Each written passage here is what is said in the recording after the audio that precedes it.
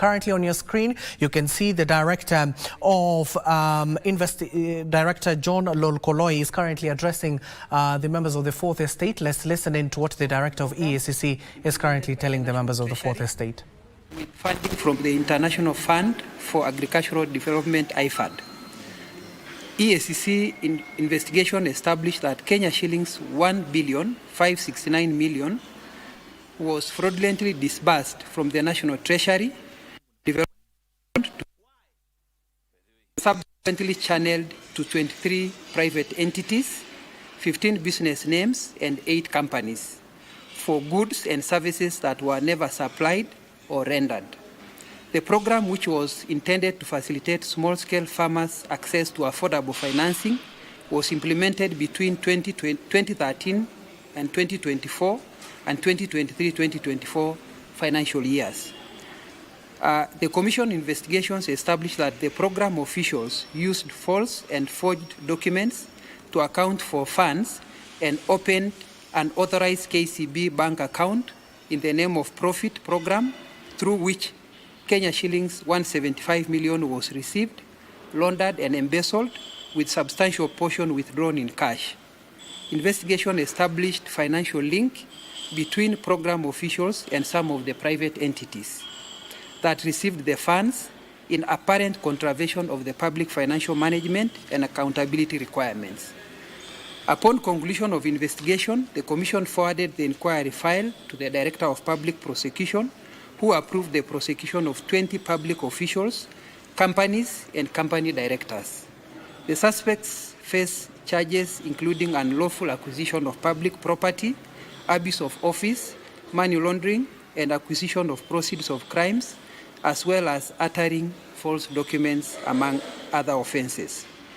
The Commission today arrested the following 9 suspects: John Ngure Kabudha, Program Coordinator, Profit Program; Namuel Muturi Motanya, Head of Accounting Unit at the National Treasury; John Maina Murithi, Senior Accountant, National Treasury; Gladys Juliet Oroni, alias Gladys Juliet, proprietor of Mawindo Enterprises, Biggs Agencies, and Green Basil Agencies; Brian Kiprop Chepkarat, proprietor of El Conita Technologies; Ian Kwemoi Chepkarat, Director of 020 Investment Limited and VD Fisi Limited; Josephat Kamau Kamoshe, Director of Blue Dart Agencies Limited; James Omodo Ndai, proprietor of Ednas Agencies, Posep Technologies, and Steering Enterprises; Jimmy Carter Odoyo Osodo, proprietor of Kadnik Investments. The suspects are expected to be arraigned before the Milimani Law Courts on Wednesday, 19th August 2026.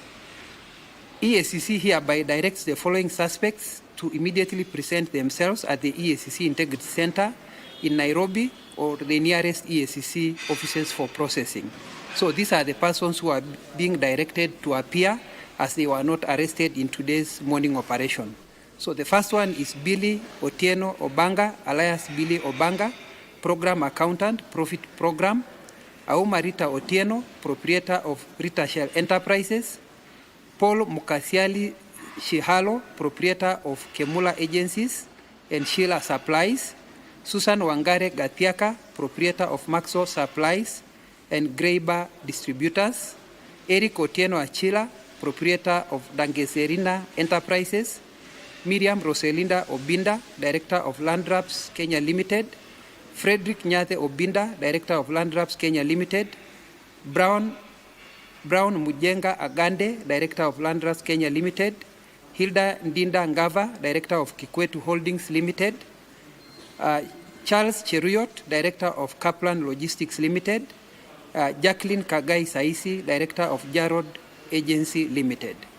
In addition to the criminal proceedings, the Commission will pursue recovery and forfeiture of public funds and assets established to have been acquired through corrupt conduct and other unlawful means. The EACC remains committed to protecting public resources and ensure that persons responsible for loss or misappropriation of public funds are held accountable. That is the end of the statement. Thank you.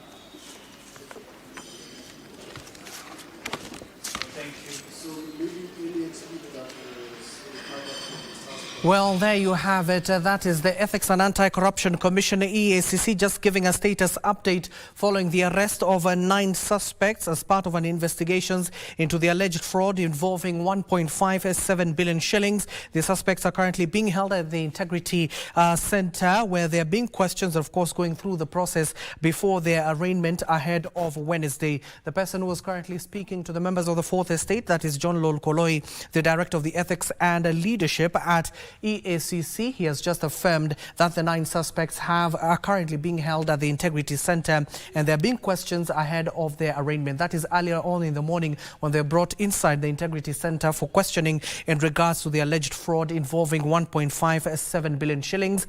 Director Lolkoloi has also confirmed that they will be arraigned on Wednesday in a number of charges that have been levelled against them, including fraud. But also he has just informed members of the Fourth Estate that other suspects are still at large, some who have not been sought by the Ethics and Anti-Corruption Commission. They have been directed to appear at any of the integrity held offices across the country and all their bureaus if they're in a position. If not, of course, they'll be clearly stated that they will be going for them, as this particular investigation is currently ongoing.